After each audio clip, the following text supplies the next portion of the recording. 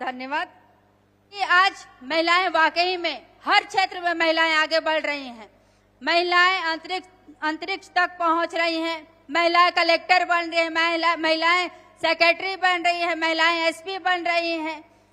ऐसे कई उदाहरण महिलाओं का हम देख रहे हैं। हम 33% आरक्षण की बात करते हैं तो कहीं न कहीं 33% आरक्षण में भी हम माताओं को अभी आप फिलहाल में जिला पंचायत, जनपद पंचायत, सरपंच, पंच, विधायक, सांसद हर रूप में देखे होंगे तो महिलाएं ज्यादा बढ़ चढ़कर आगे आई हैं। ज्यादा चुनाव अगर निर्वाचित हुए हैं तो महिलाएं हुए हैं। तो कहीं न कहीं महिलाओं को आगे लाने का काम हमारे माननीय मुख्यमंत्री, हमारे माननीय देश के यशस्वी प्रधानमंत्री नरेंद्र मोदी जी कर रहे हैं। क्योंकि जब समाज आगे बढ़ता है तो महिलाओं की भूमिका विशेष तौर पे रहती है।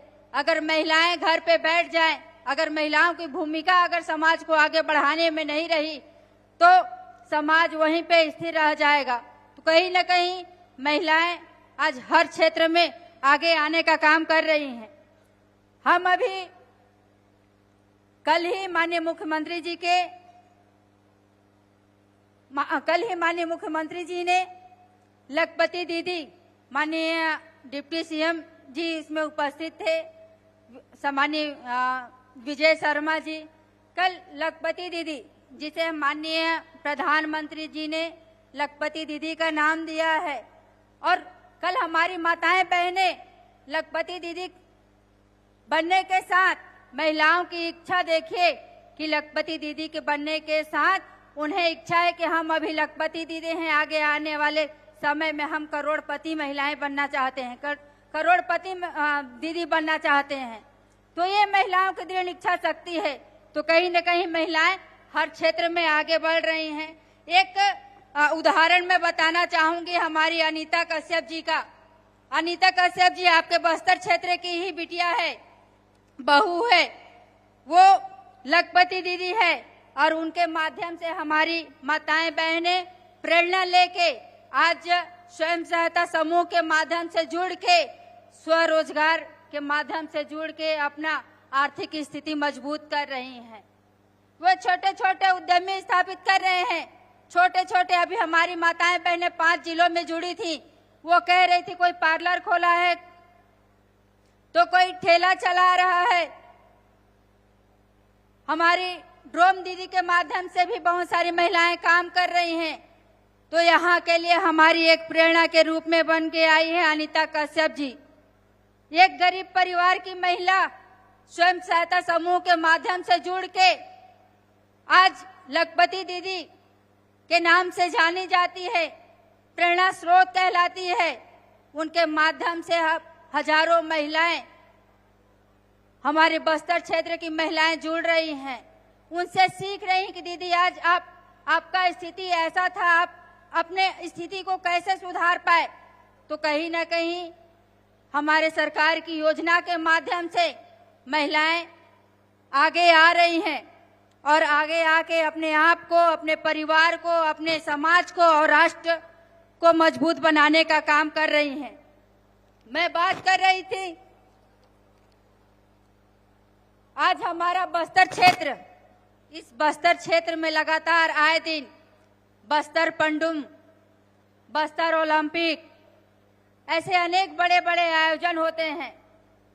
और हम सबका, आप सबका सौभाग्य है कि इस नक्सल क्षेत्र में जो रहा उसको दूर करने का काम, उसे समाप्त करने का काम हमारे देश के यशस्वी प्रधानमंत्री श्री नरेंद्र मोदी जी के मार्गदर्शन में, माननीय गृह मंत्री, केंद्रीय गृह मंत्री अमित शाह जी के मार्गदर्शन में आज हमारे माननीय विष्णुदेव साय जी ने के नेतृत्व में हमारा बस्तर नक्सल मुक्त होने जा रहा है।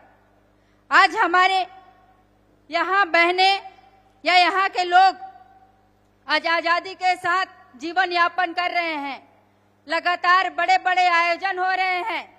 इसलिए मैं ये बात आप सबके समक्ष रख रही हूँ कि जितना आना केंद्रीय मंत्री, चाहे प्रधानमंत्री जी हो, चाहे राष्ट्रपति महामहिम राष्ट्रपति द्रौपदी मुर्मू जी या चाहे हमारे गृह मंत्री जी, केंद्रीय गृह मंत्री जी लगातार यहाँ पे आ रहे हैं। आप सबके लिए सौभाग्य का विषय है कि बड़े बड़े नेतृत्वकर्ता हमारे बस्तर क्षेत्र में पहुंच रहे हैं। यहाँ के लोग कैसे अच्छे से जीवन यापन कर सके, कैसे नक्सल से दूर हटके हमारे इस मुख्य धारा से जुड़ सके, इसके लिए लगातार प्रयास किया जा रहा है। पिछले साल की अपेक्षा भी बस्तर ओलंपिक हुआ था, उसमें इस बार हमारे बच्चे यहाँ के, हमारी माताएं बहनें, हमारी युवा ज्यादा भाग लिए। वैसे ही यहाँ के स्थानीय, यहाँ की संस्कृति को बढ़ावा देने के लिए, यहाँ के खान पान को बढ़ावा देने के लिए बस्तर पंडुम का आयोजन किया गया। तो कहीं न कहीं यहाँ अनेक ऐसे आयोजन हो रहे हैं जिनके माध्यम से यहाँ तक कि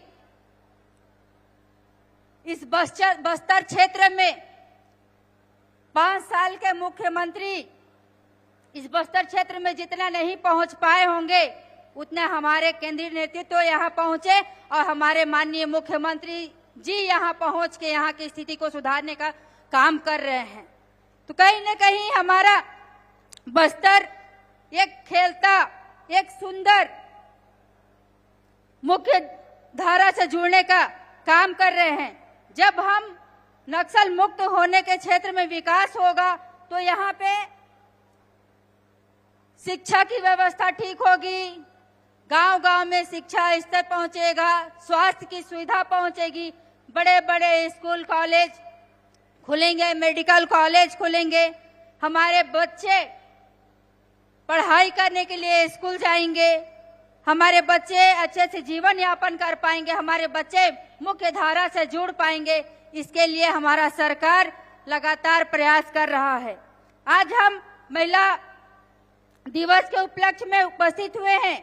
आज इस अंतर्राष्ट्रीय महिला दिवस के उपलक्ष्य में हमने यहाँ 5 ऐसे आत्मसमर्पित महिलाओं को ठेला देने का काम किया है। दीदियों को, आत्मसमर्पित दीदियों को लक्ष्मी सखी मिलेट कार्ड के माध्यम से उन्हें स्वरोजगार से जोड़ने के लिए एक ठेला दिए हैं, ताकि हमारी बहनें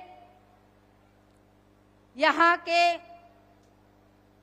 चीजों को, जो हम गांव में पहले लगाया करते थे, खेती किया करते थे, कोदो, कुटकी, रागी, ऐसे सब चीजों से वे अपना स्थिति को सुधार पाएंगे, वे 2 पैसा कमा पाएंगे। वे मुख्य धारा से जोड़ने के बाद उनके पास कहने के लिए ये ना हो कि हमारी भारतीय जनता पार्टी की सरकार हमें नक्सल से मुक्त करा दी, तो हमारे आप स्रोत क्या हो, उससे जोड़ने के लिए हमारी सरकार हमेशा से प्रतिबद्ध है। उन्हें मुख्य जोड़ने के साथ साथ स्वरोजगार से भी जोड़ने का काम कर रही है। आज हमने विमोचन किया सखी वन स्टॉप सेंटर, हालांकि हमारे विभाग में चलते ही है। मोदी जी के गारंटी के तहत महतारी वंदन योजना आज 25वीं किस्त हम माताओं बहनों के खाते में 1-1 रुपए दिए हैं।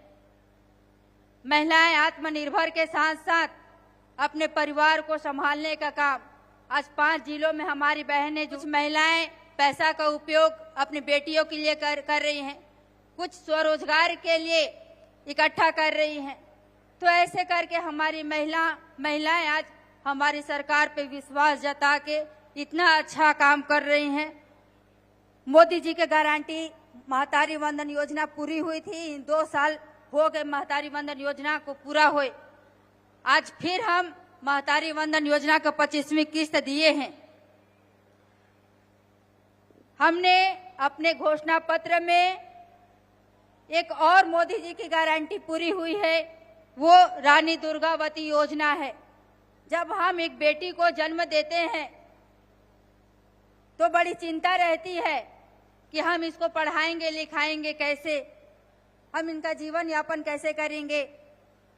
उसी को देखते हुए माननीय मुख्यमंत्री जी के नेतृत्व में आज एक और घोषणा, मोदी जी की गारंटी रानी दुर्गावती योजना पूरा हुआ है, जिसमें हमारी जो बच्चियां जन्म लेंगे 18 साल के बाद उन्हें 1.5 लाख रुपए देने का काम हमारी सरकार करेगी।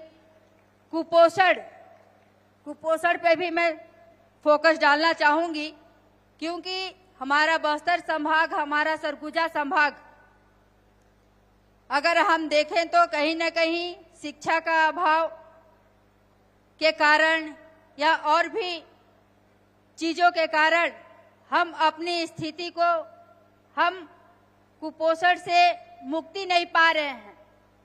इसके लिए हमारी सरकार अभी कुपोषण मुक्त छत्तीसगढ़ अभियान के तहत 8 जिलों को चिन्हांकित किए हैं, जिसमें हमारा बस्तर भी है। जब हम कुपोषण से दूर हटेंगे, जब हमारा कुपोषण का स्तर पूरा घट जाएगा, तो निश्चित तौर पे आने वाले समय में हम समाज को आगे बढ़ा पाएंगे। हमारा समाज आगे बढ़ेगा, हमारा परिवार आगे बढ़ेगा, तो हमारा समाज आगे बढ़ेगा, और जब समाज आगे बढ़ेगा तो हम विकसित राष्ट्र की ओर आगे बढ़ेंगे। जब मैं आ रही थी माननीय मुख्यमंत्री जी के साथ, तो मुझे एक चिंता हो रहा था। जब हेलीकॉप्टर में उड़ रहे थे तो चिंता इसलिए हो रहा था कि अभी हमारी माताएं बहनें का एक समय है। समय इसलिए भी कि गर्मी का सीजन आ जाता है तो महुआ जानते हैं ना, महुआ जानते हैं ना, महुआ उठाने जाते हैं जंगलों में।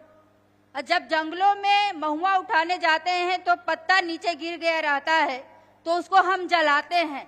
अब जलाते हैं तो जला के छोड़ देते हैं, वो आग पूरा जंगल में फैल जाता है। मैं बात कर रही हूँ पर्यावरण संरक्षण की। ये दायित्व हम सब का है कि पर्यावरण को संरक्षण रखने का हमारा दायित्व है कि हम पर्यावरण को कैसे ठीक कर पाए, कैसे उसका रख रखाव कर पाए। माननीय नरेंद्र मोदी जी एक पेड़ माँ के नाम लगाने की बात करते हैं, और हम महुआ के लिए पूरे जंगलों को आग लगा देते हैं। अच्छी बात है, हम अपने औषधीय पौधों को उठाएं, निकालें, उससे जो भी चीज बनता है उसको बनाएं।